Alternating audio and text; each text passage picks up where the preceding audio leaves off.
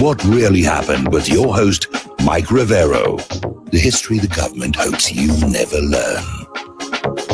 Here is your host, Michael Rivero.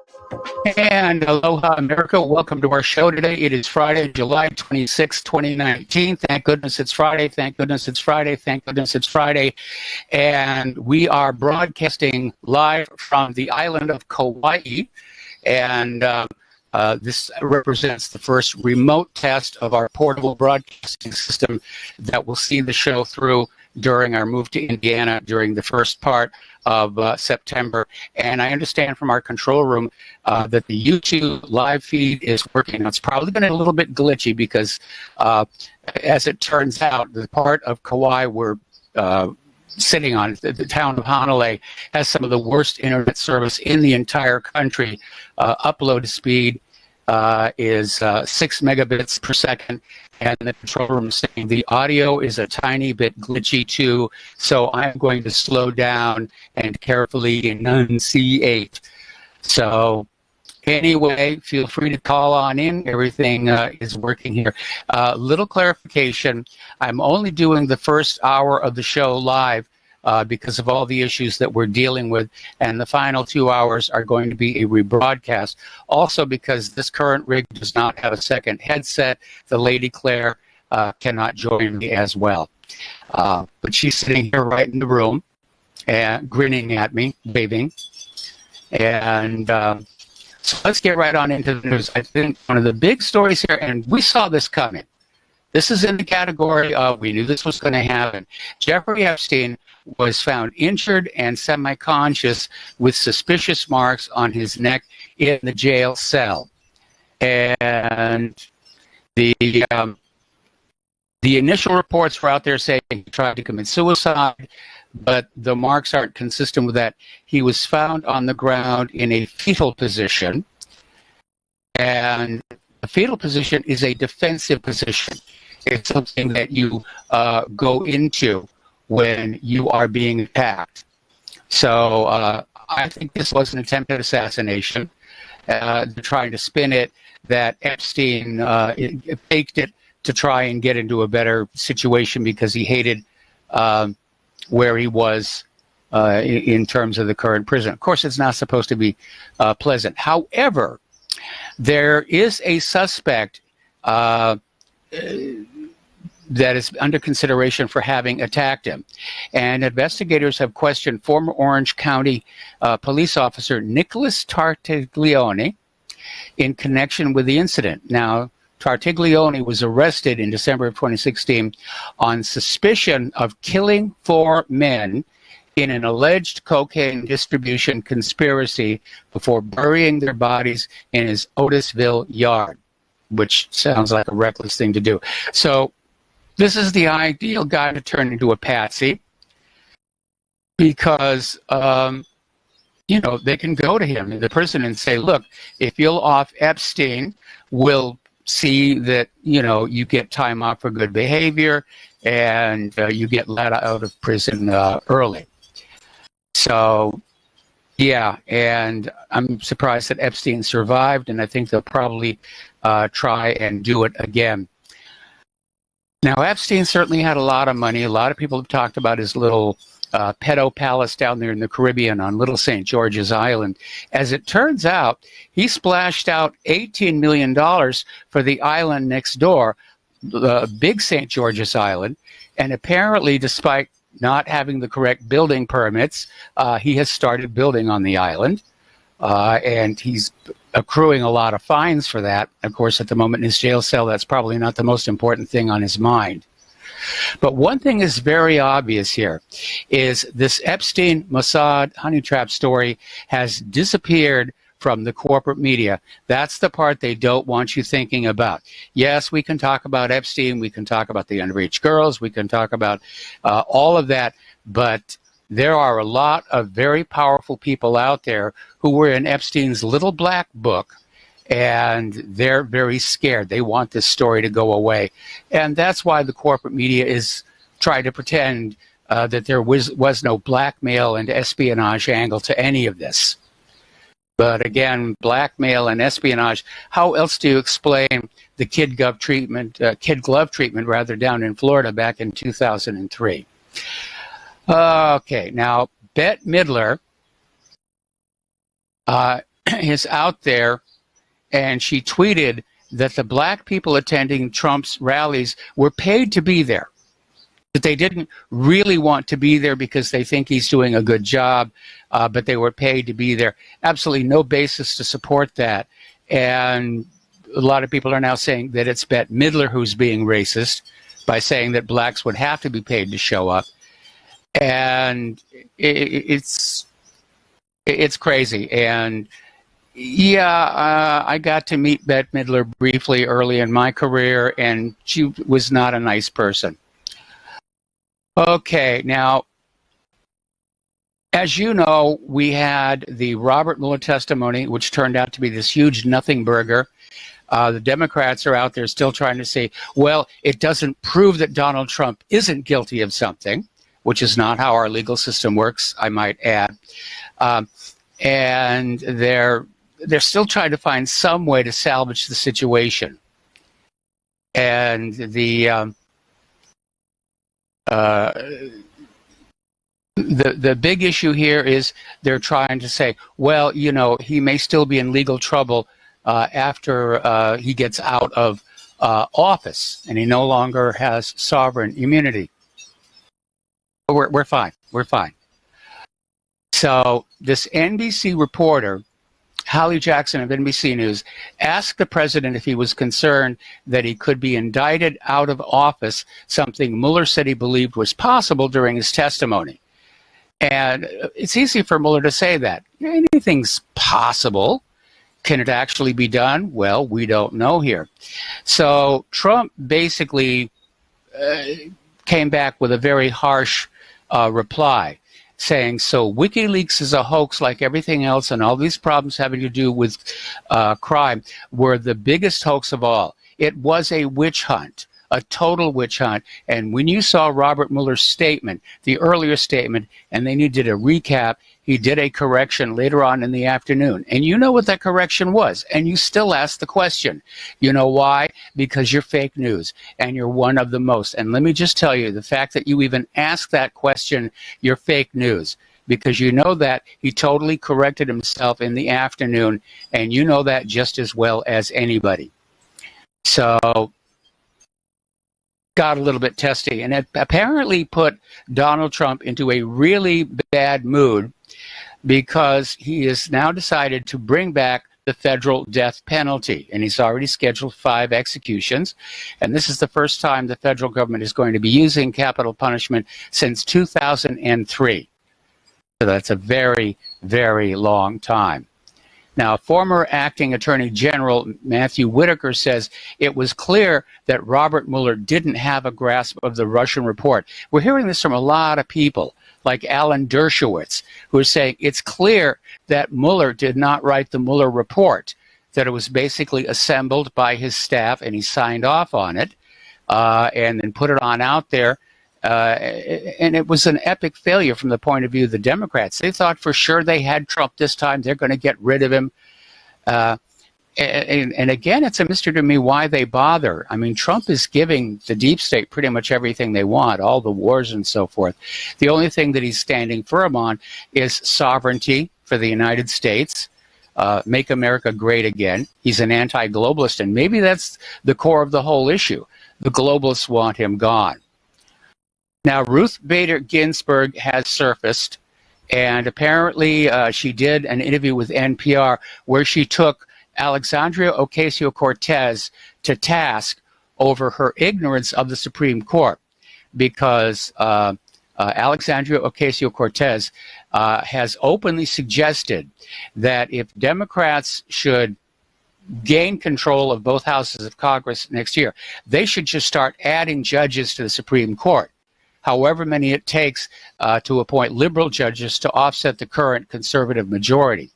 And Ruth Bader Ginsburg took serious issue with that, saying that this was tried before. Roosevelt tried to do it. And it basically undermines the idea of an independent judiciary. to just try and load up the court with people who will vote the way you want them to vote. But again, that's what the liberal Democrats want. They're concerned that the current conservative court bench will undo a lot of what they have done to this country over the last several years here. Over at the Huffington Post, they're reporting that Pete Buttigieg's Catholic high school doesn't hire teachers in same-sex marriages. Well, Pete's got nothing to do with that. He doesn't set policy at the high school. And it being a Catholic high school, I could understand where they might have an issue. But it's a bit of a reach to try and take this policy of the Catholic high school and try and tarnish Pete with it. But that's how desperate some of these prostitutes and correspondents are. Turning to the international news here, Afghanistan is requesting a clarification on Trump's comment saying that he could wipe it off the face of the earth. Now, this came out of this comment that Trump made earlier in the week, actually, saying that the reason he's not attacking Afghanistan and the reason he's allowing this process of leaving Afghanistan to go forward is that he didn't want to murder 10.5 million people, that if he really wanted to win the war, he could do it in 10 days and they would be gone. This did not sit well with the Afghani, and they wanted a clarification. Over in Iran, a little bit of good news, and maybe this is going to start tamping down some of the tension there. Iran has released 9 of the 12 Indian crew members captured from a Panama flag tanker earlier. Now, Indian officials were given consular access to the Indian nationals from another Iran-held tanker, which carries a British flag. So there was a total of 30 Indian nationals among the crew members of the 2 tankers seized by Iranian authorities on 2 separate occasions this month. 12 on the motor tanker Rhea and 18 on the Stena Impero. The release of the 9 sailors from the MT Rhea, which was announced by the Indian government today, drops the number to 21. So I think that was a smart thing for Iran to do. We're starting to see a little bit of an argument form up regarding the Strait of Hormuz. Iran has announced that they will secure the Strait of Hormuz and they won't allow any shipping disturbance. And there's actually a little bit of logic to that because the Strait of Hormuz borders Iranian territory. Much of it is Iranian territorial waters. And so by rights, it should be their warships out there protecting things. But we are seeing this argument start to form where the United States is saying we're going to send our warships in to protect the tankers in the Strait of Hormuz, and Great Britain is saying no, no, no, the European Union should send warships in to protect the tankers in the Strait of Hormuz. And it should be obvious at this point, it's not about the tankers. It's about controlling the Strait of Hormuz and who does and does not get through there. It is a very, very important economic choke point. Now, upping the ante here, Iran has test-fired a missile with a 1,000-kilometer range, and was a test on Wednesday, according to reports. The launch was not believed to have posed a threat to shipping or U.S. bases. This is a Shabab-3 missile believed to have been the type of missile used according to the CNN Pentagon correspondent Barbara Starr. Ms. Starr tweeted that according to a U.S. official, the intelligence assessment is in part of Iran's efforts to improve the range and accuracy. Well, of course, if you're building missiles, you always want them to have greater range and greater accuracy. Okay. Now, the Saudis are basically going out to the oil buyers and saying, well, each of you should protect your own oil tankers in the Strait of Hormuz. So Saudi Arabia is going on in there and saying, we don't want one player in charge of it all. And I'm sure that Trump is not going to be happy with this, but it does really kind of make sense to me. And I think it's a good suggestion. And Trump has now vetoed the congressional bid to block Saudi and United Arab Emirates arms sales. Now, whether Congress is going to have enough votes to override the vetoes remains to be seen. But this is basically Trump saying that we're going to continue supporting the Saudi and UAE proxy war against the people of Yemen, which is really being done on behalf of U.S. hegemonic domination. Because some years ago, there was a successful regime change that brought a U.S.-friendly government to power in Yemen, and the people of Yemen decided they didn't live like living under a puppet ruler, and they kicked him out. And the U.S. said to Saudi Arabia, we've got too many wars here right now, and the American people don't want any more, so we'll give you a bunch of weapons if you'll go in and slap the Yemeni people down for us and get them to accept our internationally approved government. And the people of Yemen have proved to be much tougher and more resilient than Saudi Arabia ever imagined they would be. Over in Turkey, the argument regarding the S-400 is still going on. And Turkey is now saying that if the U.S. government calls off the sale of the F-35, they'll turn elsewhere. Well, there's really only two elsewheres to turn to. One would be Russia, and one would be China, both of which are producing very high-performing fifth-generation fighter jets. And the U.S., if you think about it, may actually be doing Turkey a favor by canceling the F-35 sale when you realize how much they cost and how poorly they perform. Because, frankly, it's a boondoggle. And the U.S. is trying to arm twist people, other countries, into buying it, so it's not a total fiscal loss for the military-industrial complex. Okay, here's something that I think is a very, very good idea. The Russian space agency Roscosmos is going to initiate talks on banning anti-satellite weapons tests. And they think that there should be a moratorium, and I'm in agreement for reasons I've explained before. Low Earth orbit is a very crowded place already. And if you start blowing up satellites, you get lots of little tiny pieces of shrapnel that don't fall to the ground, that don't burn up in the atmosphere. They just go into different orbits, and they are too small to track. And it could start a cascade effect where all of a sudden hundreds of satellites are being smashed, and then thousands. And I think this idea of weaponizing space and making it the new high ground is reckless and foolish. We could literally cocoon the Earth in a shroud of orbiting debris for like 100 years before we'd get on out to space again. Sometimes the thinking can be very reckless. Back in the very early days of the space program, and to give you an idea of how old I am, I was born before Sputnik. When I was born, none of this stuff existed. It was all science fiction and fantasy. And there was this passive radio receiver satellite called Echo that was put up by the civilian space agency. And then the military decided they had a better idea. They were going to launch a ring of these long wire antennas into orbit around the Earth.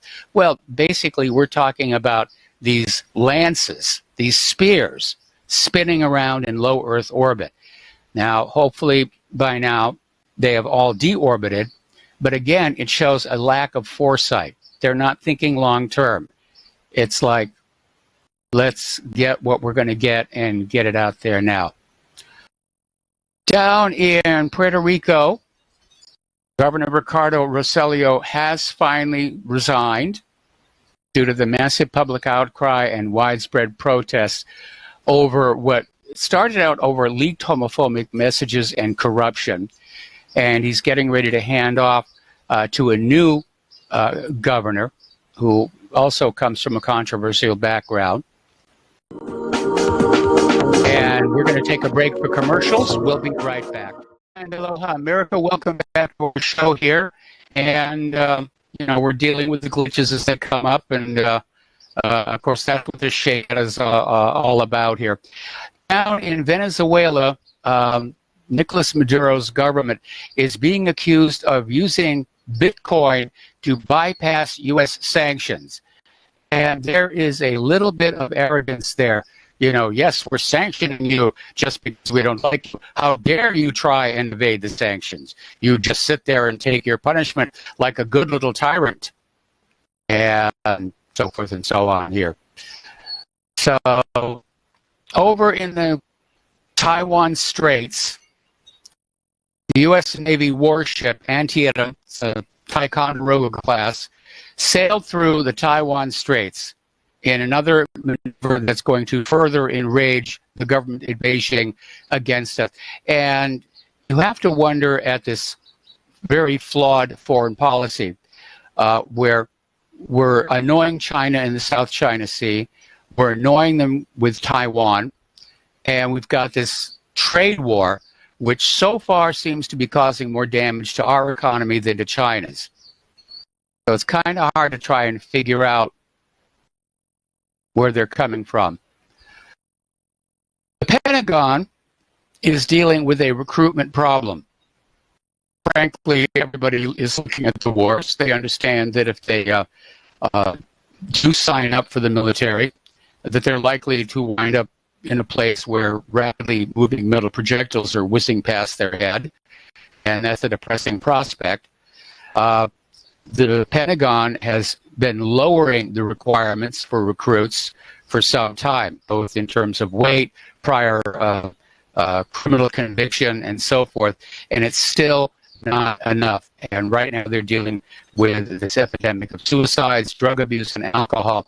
So the Pentagon's latest brilliant idea is they want to lower the age of recruitment to 16. And their rationale for it is that other countries are already doing that. And here I was thinking that the idea of child soldiers was morally repugnant. But apparently that's how desperate the Pentagon is to fill those ranks, because there's a huge manpower shortage. That may be one of the reasons why the Pentagon leadership is trying to tell Washington, D.C. that invading Iran right now in a ground war would not be a good idea. All right, we're going to go to the telephones now. Tony in Puerto Rico, aloha. Welcome to the show. What's on your mind? Yeah, finally, Ricky Rossello resigned. Will be resigning as of next week. So there's peace in Puerto Rico as of today. Yeah. But my question is this, Mike. You know those underwater internet cables? How vulnerable are they towards a terrorist attack? Well, they're very vulnerable, not so much to terrorists, but to nation states who've got the equipment to reach to those depths and then cut the cables. And there have been several incidents where cables have been cut. These appear to be military experiments. But yeah, the United States has the means to reach those cables. So does Russia, so does China, probably many other nations as well. All it takes is a deep sea submersible, with some kind of like a cutter on the front of it. Okay. All right. Thank you, Mike. Have a nice weekend. All right. Thank you very much. We will do that. And we're going to switch over to Joe in Tennessee. Aloha, Joe. Welcome to the show. What's on your mind?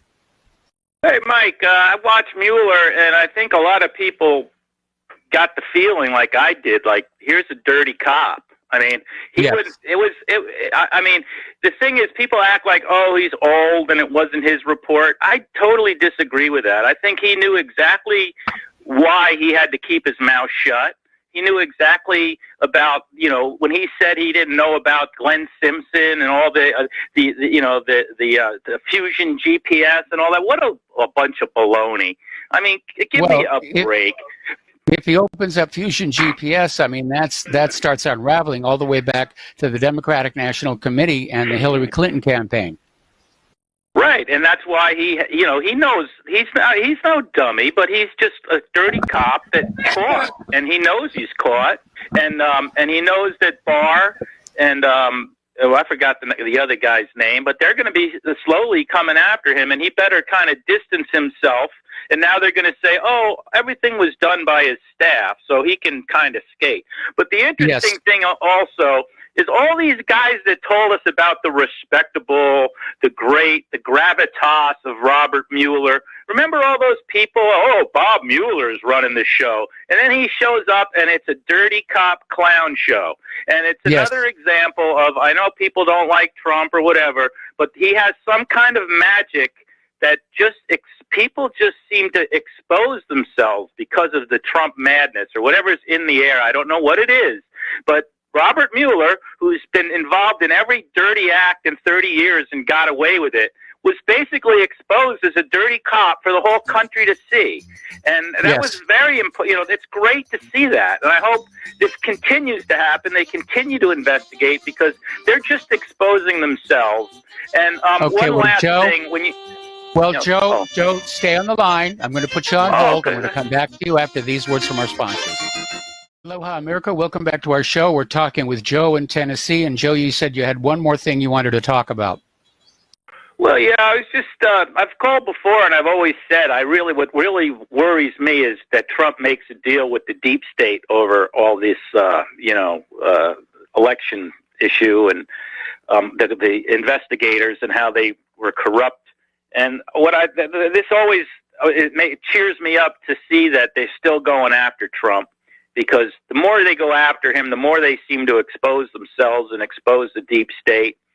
And I just hope Trump realizes that they're going to hound him till the day he dies. They are going to hound him when he's out of office. They're going to hound his family.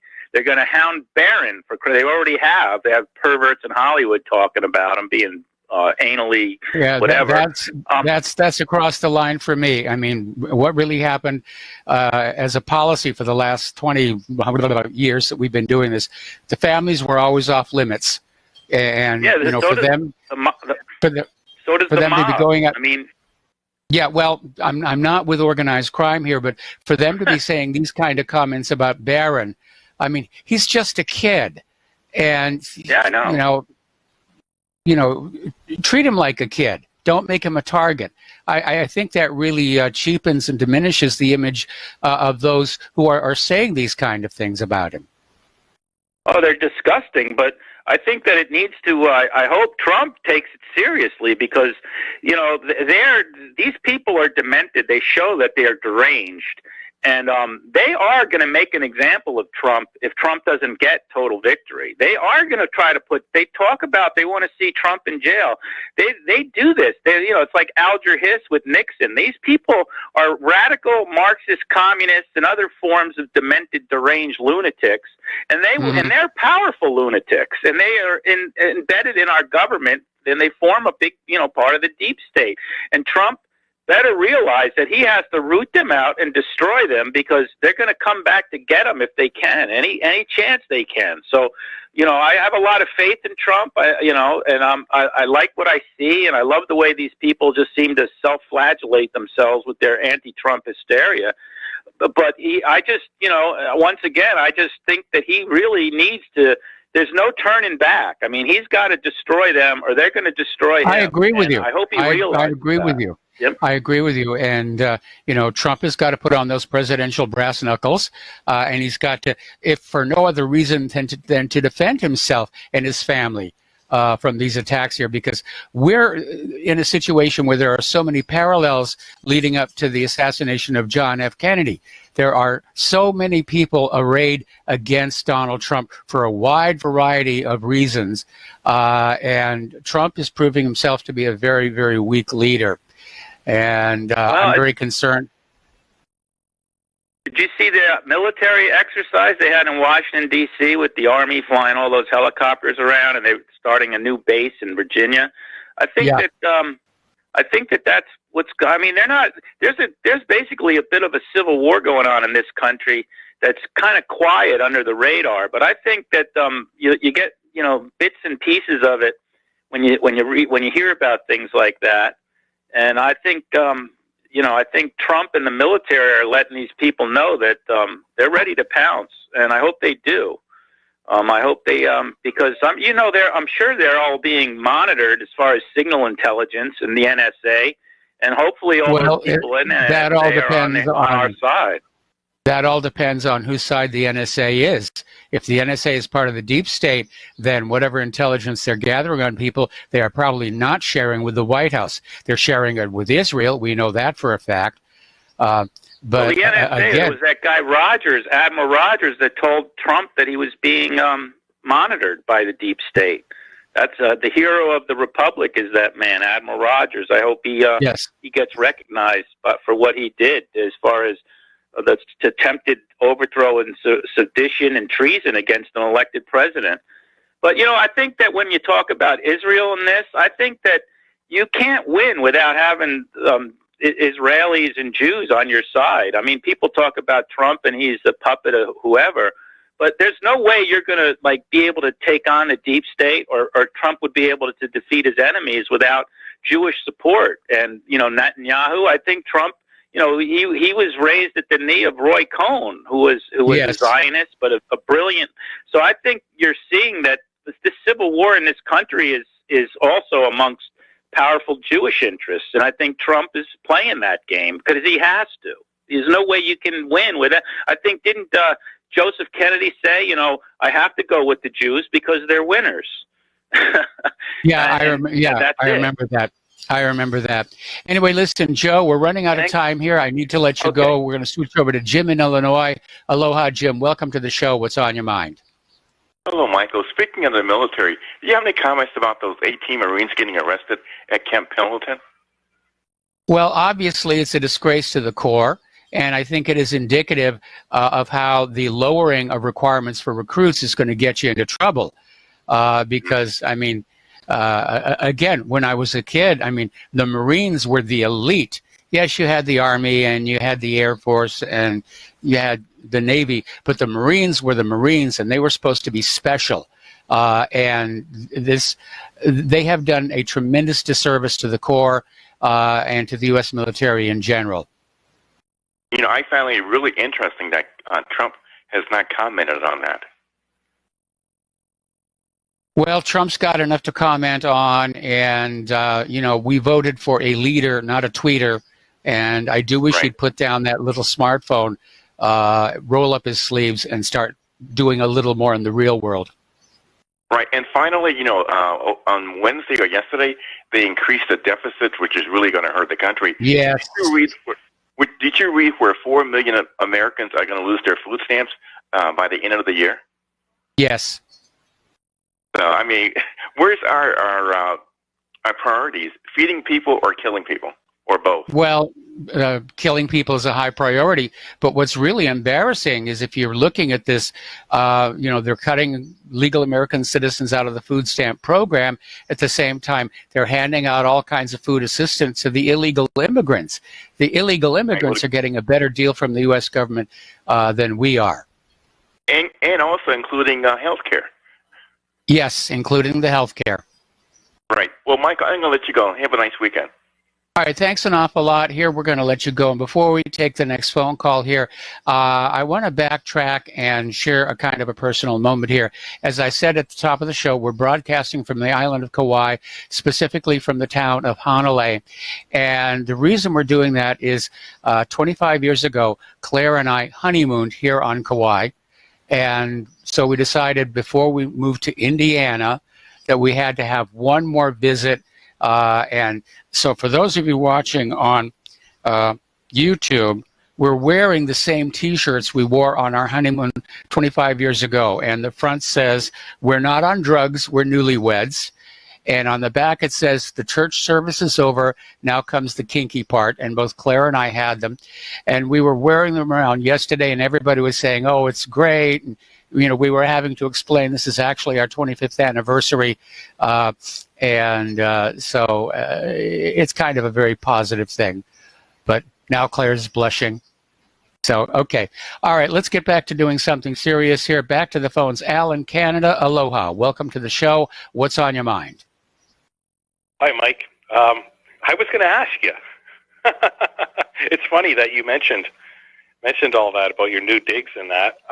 But anyway, Joel was talking about the United States has to be friends with Israelis or Jews or other people around the world. No, they don't. No foreign entanglements. That's the best way to go. straight down the road. Well, that's what Washington said. And, you know, I understand it's a complex geopolitical world.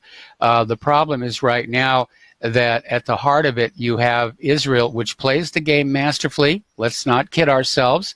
And they have succeeded in compromising politicians in governments all over the world. And, you know, here in the United States, Epstein may have been a big part of that. Yeah, it's kind of looking that way. I mean, if you look at all these big companies, news organizations, I mean, there's a common denominator there. Yes. So what Joe Kennedy said, you know, has a lot of merit to it. You know. Well, I think the irony here is, of course, is that the Jews are always screaming that they're being discriminated against, and yet the reality is they discriminate against all non-Jews everywhere around them. And I got to see it in Hollywood. A lot of people have talked about seeing it in the financial sector and in corporate media. That is the reality. We ourselves are the ones being discriminated against. And Israel gets away from it by screaming, oh, we're being discriminated against, anti-Semitism, Jew hate. Did I mention Hitler? Yeah. And you know, here's the funny thing, and you've always mentioned this. Judaism is not a race, it's a religion. Yes. Just like Islam is a religion, just like Christianity is a religion, it's not a race. And also, whatever happened, you know, 60, 70, 80, 90, 100, 200 years ago has nothing to do with people that are alive now, or at least most of them. When I say most, I mean 99%.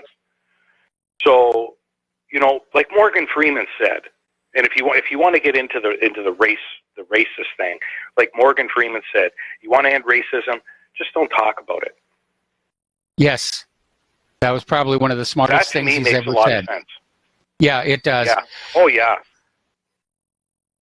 It's an absolute. You know, this is going to go down. I'm hoping that what he said lasts for, you know, at least for 100 years, because who knows how long this stupidity will endure. But as far as as long as politicians can get votes by playing the race card, they're going to do that. I mean, that's how they win elections. They divide the population up. They take the largest segment, they pander to them, and they get the most votes that way.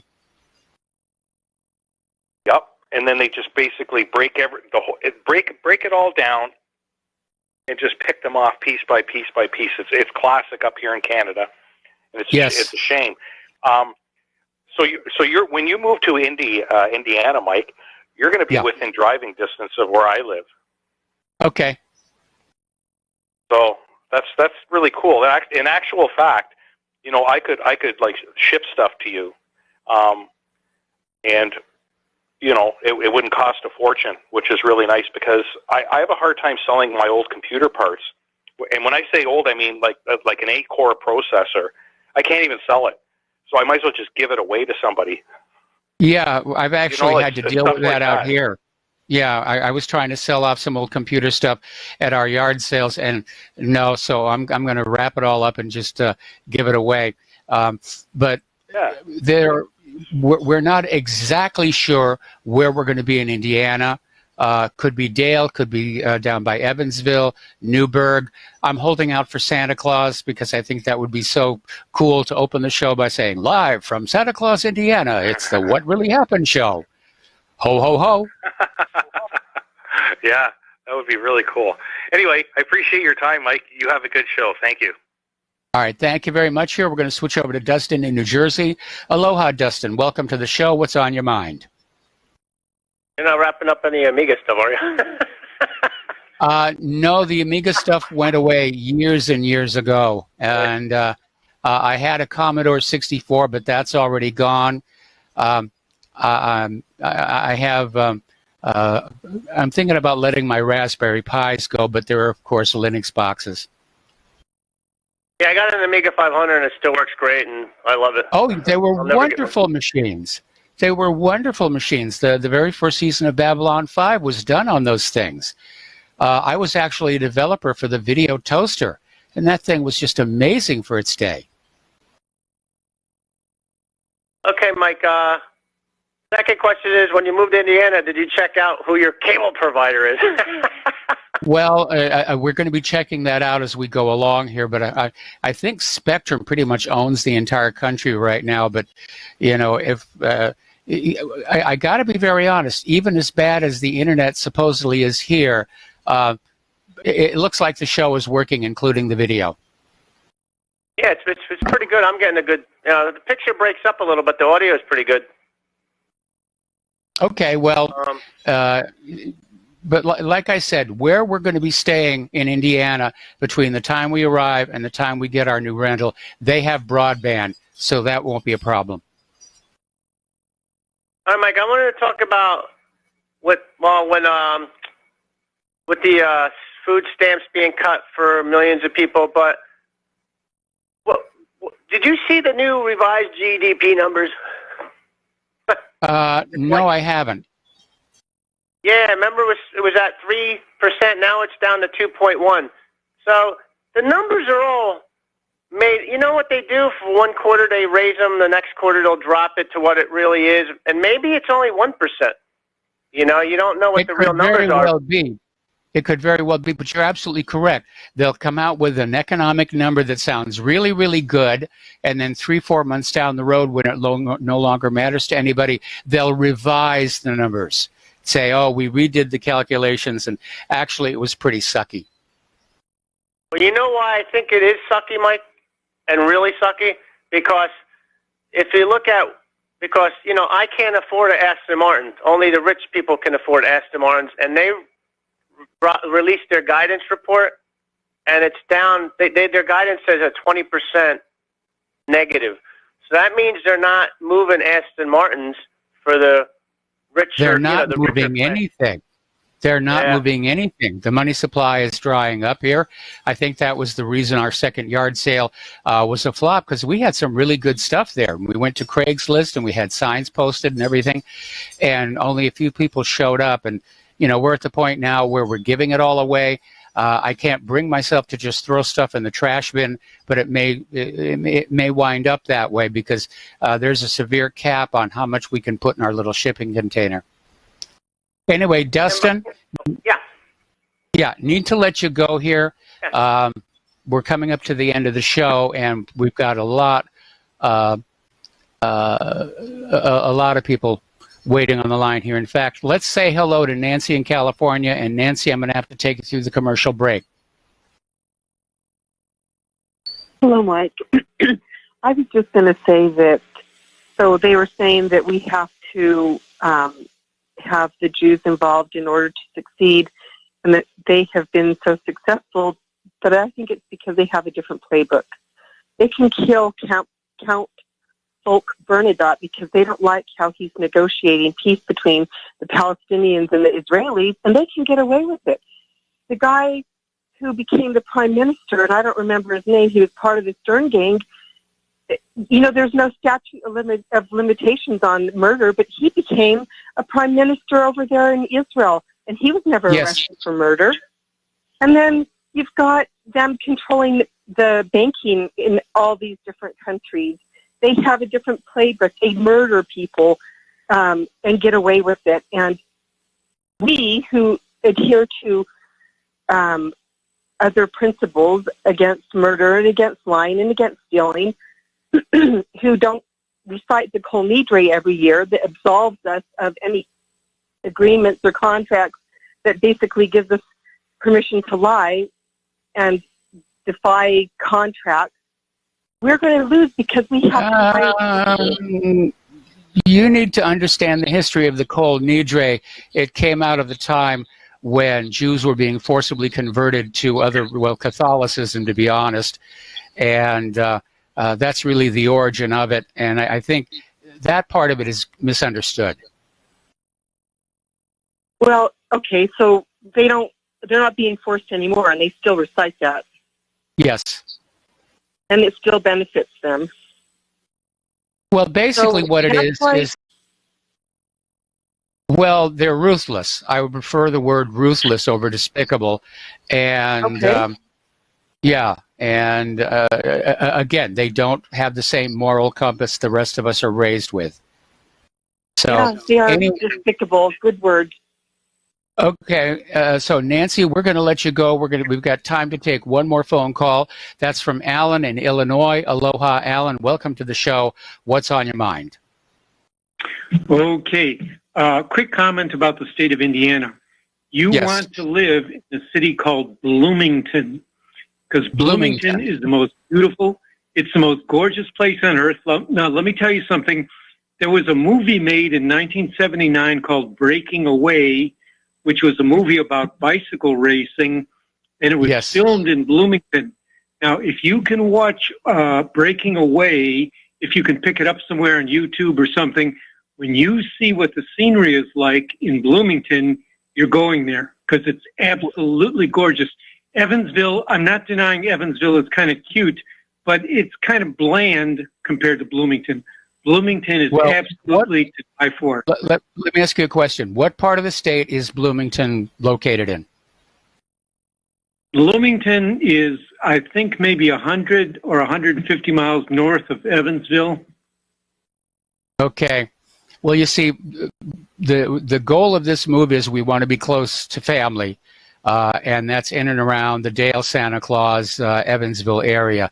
So as attractive as you make Bloomington sound, having to drive 150 miles to see family puts a real damper on it.